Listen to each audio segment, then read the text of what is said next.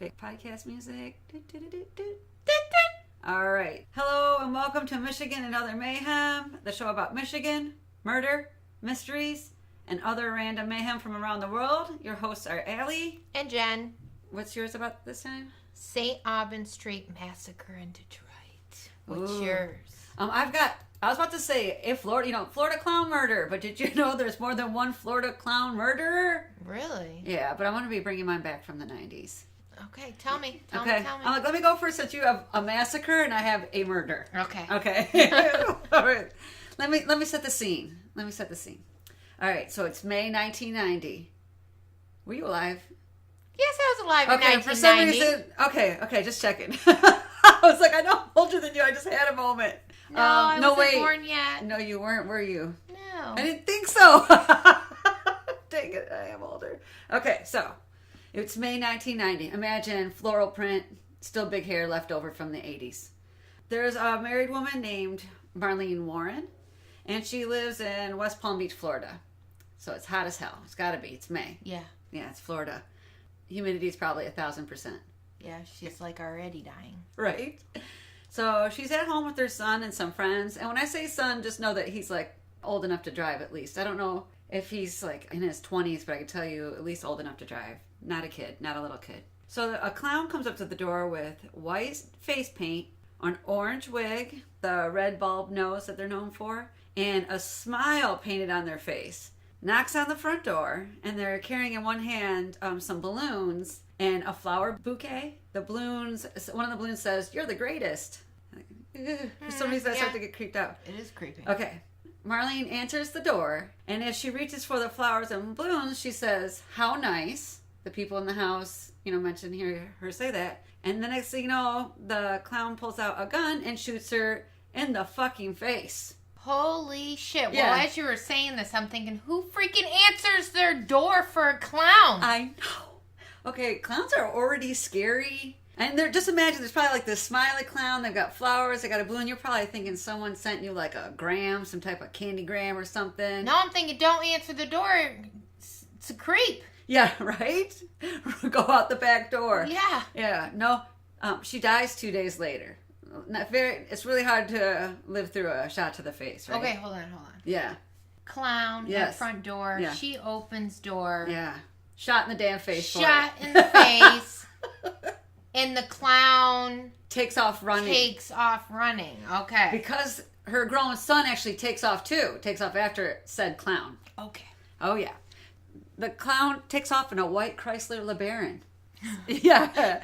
I know, suddenly it doesn't seem like a murder car to me. Like it should have been a van or something. Yeah. And everybody knows murder vans. Marlene's son Joseph and another person, Gene, get in a car and they do chase the clown. So Gene at the time stated that the clown was definitely a man. 4 days later, the car is found in a shopping center parking lot. This stumps the cops, they don't have a lot of shit to go with. Fucking clown, you can't tell what somebody looks like. Yep. The makeup, the wig, the costume, the whole fucking deal, right? It's confusing. People freak out. People freak the fuck out because already clowns are scary. Mm-hmm. Now they be knocking on your door and shooting you in the face. Yeah. Right? That's next level. That's some next level shit. The case goes cold. The original suspects, for a long time, this is 1990 and it's recently been solved. I'm going to give that part away. Recently solved. Okay. Original suspects were named. Okay, there's one lady, her name is Sheila, and she goes by the name Debbie. And I just thought, maybe because my mom's name is Sheila, I just feel like, why the fuck Debbie? Yeah. Sheila's a better name. Sorry to the Debbies, but my mom is Sheila. Maybe that's... Well, and it doesn't make sense. Yeah, right? I bet there's a story behind that. She always wanted So we're to be going to call Debbie. her Sheila Debbie Sheila. Okay. That's her new name. Her last name is Keene. And she worked at Michael Warren's, which is Marlene's husband. She worked at his used car dealership. At the time, a court-ordered search found a bright orange wig fibers in her apartment and the getaway car, but there was no way to say that it came from the same wig, right? You can't just say there's clown hairs, it must be her. Debbie Sheila had worn a clown suit around the time of the murder to a promotional event at an auto parts store. I already solved the murder. Did you? I think I did. Okay. So hold on, I'll tell you. Okay. So they look at the husband, Michael, because he's suspicious as fuck. Okay, so here's some of the suspicious... Where I'm going with this. Right here. Right? Here's some of the suspicious as fuck shit this guy has done. And an attorney named Christopher DeSantis said, okay, because Michael's son goes to court for murder, right? And he talks to this attorney, Christopher DeSantis, in 1991. And I think it's 91. Oh, no, I'm sorry. 2 years earlier, 1 year before the murder. So it's got to be... if she was murdered in 90, it has to be 88. Fuck, Allie. Keep your numbers right. Michael asked the lawyer about the ramifications of a husband killing his wife on their estate. Because I guess Florida's got some weird fucking laws, and he wanted to see if that meant anything, if the wife gets killed on the estate, which I think is red flag every fucking where, right? And then he asked what would happen if a friend murdered her. And then it couldn't be connected back to the husband. Doesn't it almost seem like, so if I kill my wife, like what's the best way? Hypothetically. Yeah. What's the best way to go about it? It's like that OJ book, If I Did It or whatever. Yeah, like because you did it. Yeah. So friends told police also that Michael didn't act very upset over his wife's death. So he wasn't exactly grief-stricken. That's a red flag. They really didn't have, though, any evidence to connect him to the murder because he had an alibi. He wasn't in a clown fucking suit. The cops, after looking at him for a while, they do find evidence of racketeering because at his auto shop where he sells used cars, he's rolling back odometers and he's lying about the mileage on cars. So he does get busted and he serves 4 years for that. So now we're going to cut, though, to 2014. Okay, 24 years after Marlene is killed. Cold case detectives pick up the murder. And they start going over the details again, and now we have DNA technology. Oh, fuck yeah. This is like my every, forensic file, medical detective, cold case detective dream. It's going to break wide open with DNA. They have hair fibers and a cigarette butt from the scene, and they look into it, and they find Debbie Sheila, who is now Sheila Warren, Michael Warren's wife. Wow. Yeah, that whore. She'd been having an affair with Michael during his marriage to Marlene.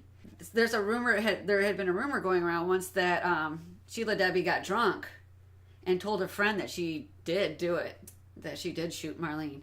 And she got married to Michael in 2002, 12 years after Marlene's death, and 5 years after he was released from prison. And the case is ongoing, so we don't know yet if Michael's going to be implicated in the murder. I don't know. Maybe. Well, the car, I'm thinking at the beginning, he's a car dealer. Yeah. So, did they ever check to see if that car... Oh, the LeBaron? Yeah, had anything to do with that car dealership? Oh, could be linked back? Mm-hmm. Oh, yeah, right? Or even if somebody said, I sold them a LeBaron, even if it didn't go on the books, right? Yeah.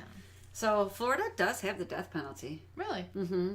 So just, if we're going to do some scandalous shit, let's not do it in Florida, because it is a state that will fucking kill you for, doing shit. Interesting.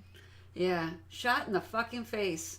Answering your door. I think that probably made everybody in Florida not want to rent clowns for children or answer the door if they do come. No, and I wouldn't go to that mall because I would think the clown was in the mall. Oh, right. Because that's where the car was found. I didn't even think about Never that. Again. That's creepy as shit.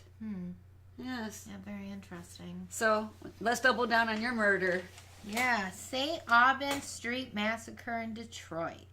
Oh, bring it. Yeah. It's crazy stuff. And whenever you say massacre, that's a lot. Yeah. Yeah. Benny Evangelista came over from Italy with his family. He changed his name to Evangelist. Wow. Yeah.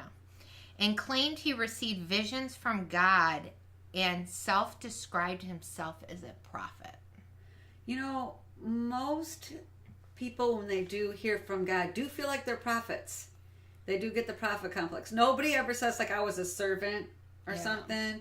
When they hear from God, they're like, no, I'm a prophet. Yeah. I guess if you're going to go, you go big. Yeah, you might as well. Yeah. He needed to because Benny was known as a healer and the leader of a cult.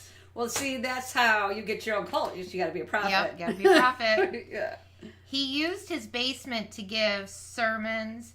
In his basement, he hung these wax dolls and figures from his ceiling depicting the celestial planets. That's weird as shit. Yeah, and the book he read from was called The Sun. So he reads from the sun. He has baby dolls and figurines from the ceiling and celestial This, like in their positions? Yeah. The stars' positions? Yeah. Okay. And then he had a... Ego much? Yeah, right? And he had a large eye which electronically lit up on his basement wall. Very what year is creepy. this? This is 1929. So even then he went with the electric eye in 29? Yep. That's crazy. It's creepy. Yeah, that reminded me of something that'd be like 80s Riffic or maybe, 70s Fantastic. He was known to use black magic, religion, and herbal medicine to heal the mentally and physically challenged. Benny also charged people for readings, healings, and even sold what was supposed to be love potions and cures for their ailments. He charged $10 for a bottle of Love potion. I always wonder what's in the crap they gave people. Like, I don't know, did you just give them regular tap water? It's probably tap water with a little bit of oil in it. Yeah, or something like that. Benny was also a carpenter, because he's a prophet, God, carpenter. So smart, Benny. Yeah. So smart. And he would purchase wood from people who were tearing down buildings. Oh, reclaimed wood? You Yeah. know what? Recyclers today would love this guy. Yeah. On July 3rd, 1929, Benny scheduled a delivery of lumber for the next morning. Okay. The same evening, he schedules this appointment. All right. His family, there were 6 of them, were all murdered. So him and 5 people? His wife and his kids? Yep. Okay. Benny was decapitated by an axe at his desk, and the rest of the family was murdered in their beds. Question. Where was the head? Do we know? He's decapitated. Is it there with him at the desk? I don't know. I think it was. Okay. I would assume maybe laying there. Okay. I don't. And there was When they say nothing that decapitated- anybody stole the head. Okay. So no, there was It was nothing there. anywhere I read that. It could have rolled off Yeah, anywhere. rolled off. Maybe Okay. it. I always wonder where the head goes when people are decapitated. Like, do they just let it lie where it I falls? feel like it would just like projectile away Fling. from the body, and it Right. would be rolling around somewhere. like schnick, and it's like Yeah, something like that. I hope to never know. Okay, me too. I hope to never know. And I was about to say, how do you kill families with an axe? But this is not the first time people have been mass murdered with an axe, right? But, yeah. Yeah, there's other people who have been mass. But the first people must start yelling, or you must just come in with like a super hard blow to like keep them from calling out.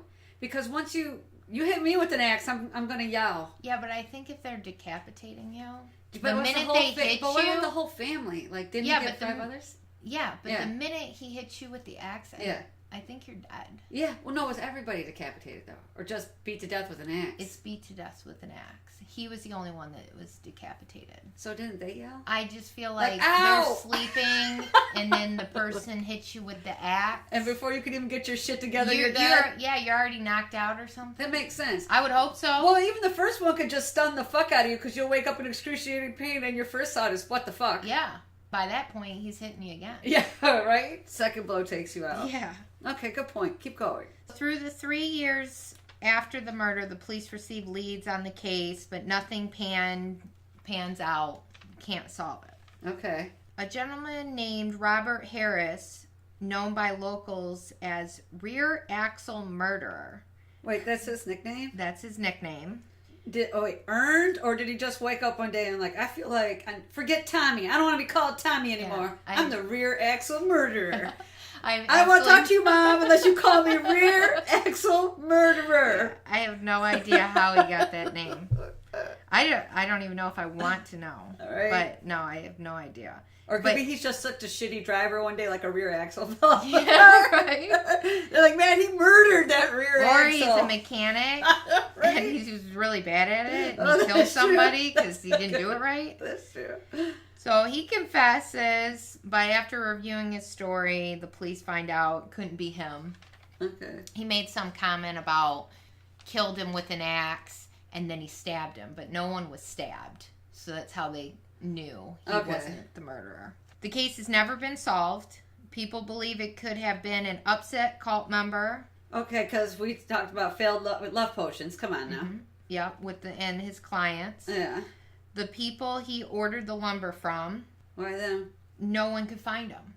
The lumber was never delivered the next day. Like, they were aware he made the order. Okay. The delivery was set for the next day, but when they came, there was no money for that purchase of lumber. Okay. And no one showed up that morning to deliver the lumber. Okay. It's kind of weird. So he has it in the books like he's expecting lumber, but nobody showed up and there's no money. Yeah. Okay. Or okay, just some random deranged stranger roaming the streets at night. Okay, that's just always an option. Like dragging an axe down the road and be like, "Oh, this house looks good. Let me just murder these people." Oh yeah, and you know what? Let me just say, I'm on this boat that 3 is the least likely. It takes a lot of work to kill people with an axe. I feel like it would be somebody that was extremely mad. You would have to be because you know you wrestle with somebody, maybe shoot him in the face. Oh, you killed them, but then to go around to 5 other people, yeah. And an axe is so much work. It's not like pulling a trigger on a gun, and it's not even like stabbing somebody. Like you have to swing, hard. So the house has since been demolished. The lot has sat empty for many years. People in the area report the land is haunted, stating they see a headless man wandering the grounds and they hear voices and screams. I wouldn't doubt that. Yeah. And come to find out, between 1929 and 1931, there was a series of murders on this street. More X-like ones? We need to look into this. Yeah, we have to look into it because I don't know. That's all I knew of that. Okay, so because it's very interesting. I love murder stories. I just love stories altogether. Yeah. But I love murder stories. Well, actually, I like all sorts of stories. But if we could find out like a serial killer or some weird shit, just some evil vortex on a street in Detroit or something. Yeah, all I know is I would not be living on this street. I'm like, yeah, what if it's some type of, you know how people, what's that thing when you get crazy in like groups? And it's almost like a group mentality and you can't help but to join in the frenzy. And I always wonder, like, if somebody murdered somebody and it just kicks off another person doing it, another person doing it. Yeah, and then until that just sweeps your street and just whole families get taken out. Yeah. That's some shit. Could be pretty crazy. Yeah. So we'll have to look into that. Oh, definitely. I would love to see that one. You've been listening to Michigan and Other Mayhem with Allie and Jen. Connect with us at Michigan and Other Mayhem to join the conversation, access the show notes, find site links, correct us when necessary, and subscribe to our podcast on iTunes or Google Play. Bye-bye now.